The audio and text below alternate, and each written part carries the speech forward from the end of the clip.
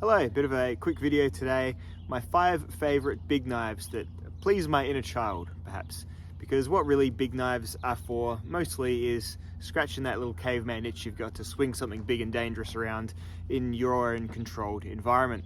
So the first one and the smallest of the knives that I'll be talking about is the TRC Apocalypse. So this has sort of survived the attrition of all of my other 6 to 7 inch survival knives. I've had Falconeven A1s, I've had Lion Steel M7s, a whole bunch of different knives. This one is the one that's sort of stuck around for longest.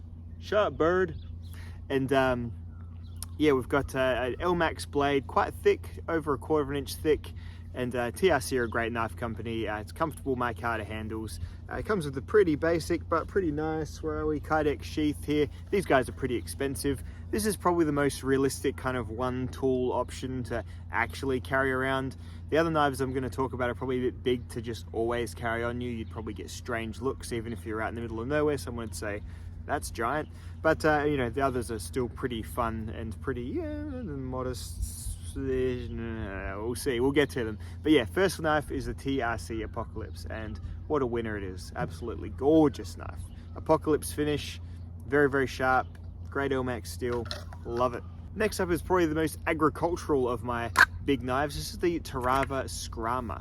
Big old piece of 80 CRV2 steel, and sort of it's almost a throw as much as it is a knife.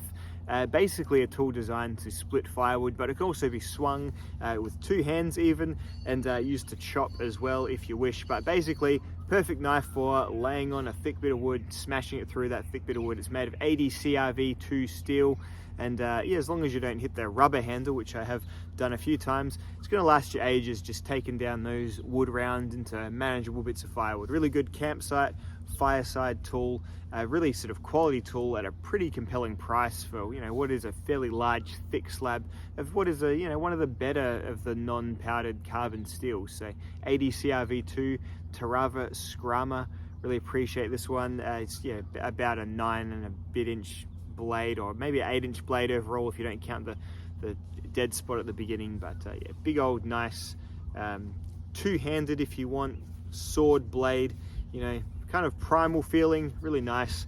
Like this one a whole bunch, and it's definitely a keeper. It stayed, again, it's withstood the attrition of some other bigger knives like this, like RTAC 2s and SE Hungelasses and those sorts of things. This is the one for this role that sort of stayed around.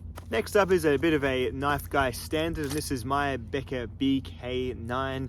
Buddy Chris arranged the micarta handles, which are an essential for making this really a cut above the basic Becca series. Becca handles are great, but when they're in micarta, they're even better. 1095 steel. We've all seen this knife a billion million times on every knife channel ever, and there's a reason for that. It's just simple and effective. I've gone and stripped off the paint from mine using a paint stripper. It's not been affected negatively at all by that process. There's no real rust or anything extra on it. Don't really take particularly amazing care of it. This knife can also be used for wood splitting and a bit of like vine chopping or just swinging around. Again, well-made knife, made in the States. Was at the time pretty good bang for the buck. I think the price is getting a little bit higher. Yeah, really sort of nice classic looking large fixed blade knife, a 9 inch blade. You're going to get some funny looks if you carry this one around too many other people, but for what it is, good fun, great quality blade. Just need to definitely go that extra 50 bucks on a good micarta handle set, that's all. Oh, and the sheath, yeah, it's all right, does the job, but would prefer a big old Kydex sheath, but that's probably another $70 to $100 getting one of those arranged. Next up, in terms of something basically purely martial, is the Cold Steel Frontier buoy. This is basically a prop or a collector piece, just for something fun to have around. I just saw it and I thought, I don't have a giant bowie knife, so why not?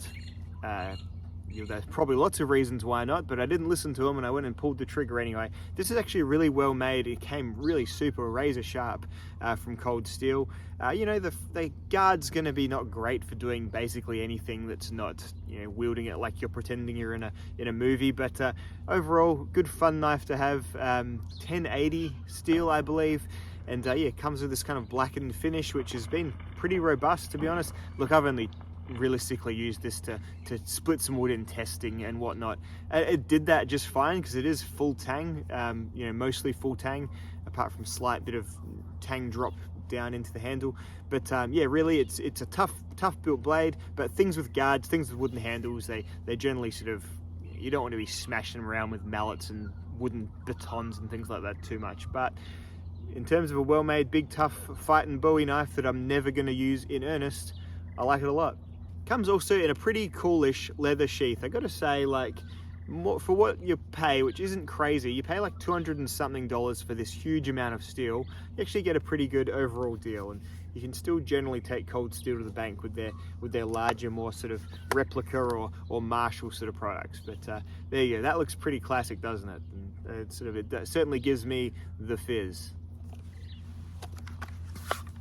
And lastly is my Rob Erickson sort of kukri chopper style knife. I've seen him make a few more of these. This one's in Z Wear, I think, or Z Tough, which is a carbon steel, which is held up really, really well. And this I actually do use to whip back my wisteria. I have a very invasive, on purpose, invasive wisteria plant that grows on my veranda.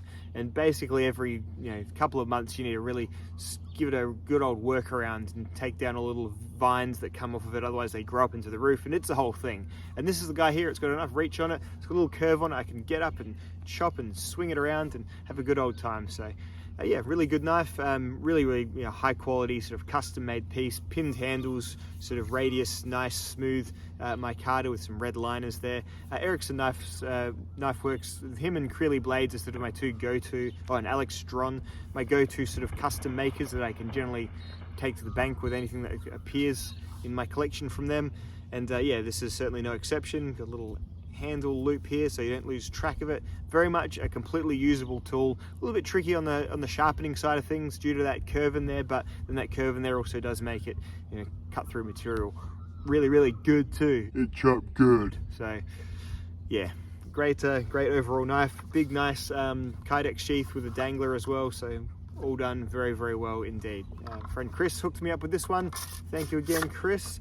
And yeah, it's one of those knives you sort of think, what am I ever going to realistically use this for? Well, I actually have found some uses and it does pretty good, but certainly would never yuck your yum by just buying these big knives for no other reason apart from that they are super duper fun. So there we go. That's my favorite 5 big to what I would call them pretty giant knives. I know there's bigger knives. I know at a certain point it becomes a sword or not a knife or something else entirely, but in my opinion, as long as it's got a straight back, single edge, under like 15 inches, still a knife to me.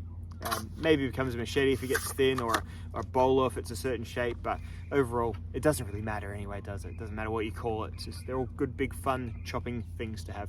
All right, quick video, hope you enjoyed. See you in the next one. Goodbye.